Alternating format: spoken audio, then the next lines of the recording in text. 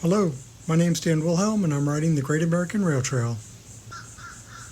I'm 63 years old and an avid cyclist. And while I've done short, unsupported rides before, this will be my first extended trek across America unsupported.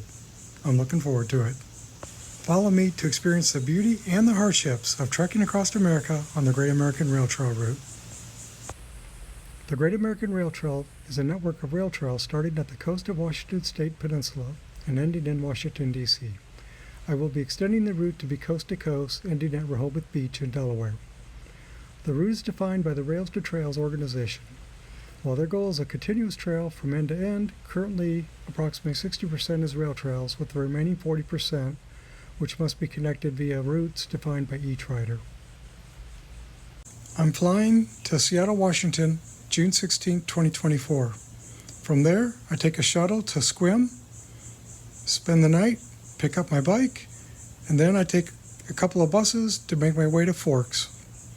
From Forks, I'll put the bike together with the packs, and I'll do a test ride to Rialto Beach. And then I'm off on the trail. I chose mid-June to start so that the rainy season should be about over in Washington, but also I want to be west of the Rockies before the peak of the fire season. I'm primarily planning a credit card tour, hotel to hotel. However, I'm bringing camping gear and I'm thinking to camp maybe once a week.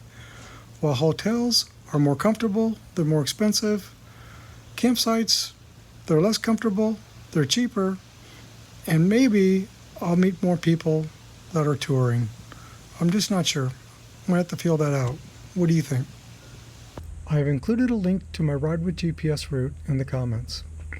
While the official route starts at La Push, I will dip the tires at Rialto Beach, mostly because I personally like that beach better, having been there a decade ago. Hopefully I can catch it near low tide. The route to Missoula, Montana is following a route made by the YouTube bloggers Roland and Juliana. This route avoids the Palouse to Cascades State Park Trail east of the Columbia River. The Columbia Bridge has since reopened from when Roland and Juliana rode it. However, my understanding is that the eastern section is poorly maintained and has long distances between services. I decided it was better to avoid it, given my smaller 38mm tires in combination with inexperience. I'm not going to bore you with the abundance of rail trails that this section covers. Some of the featured trails are the Olympic Destination Trail, Preston's Snoqualmie Trail, Palouse to Cascades State Park Trail, the western section, Trail of Coeur Lanes, and the Olympian Trail.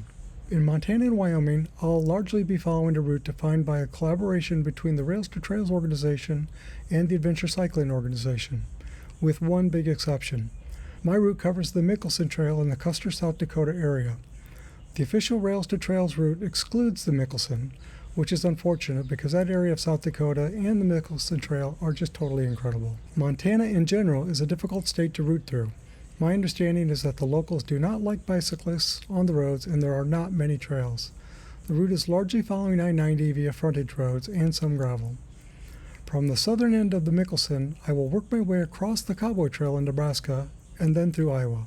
From Iowa, I will be following canal trails through Illinois to the southern metro area of Chicago. The route then heads southeast to Indianapolis, where I will meet family, and then continue on to Ohio, and then ultimately Covington, Kentucky. I will be riding the Ohio to Erie Trail from Covington, Kentucky to Missoula, Ohio. I have ridden that trail and recommend it. From Missoula, I will ride to Akron and back to cover the Cuyahoga Valley National Park, if time permits.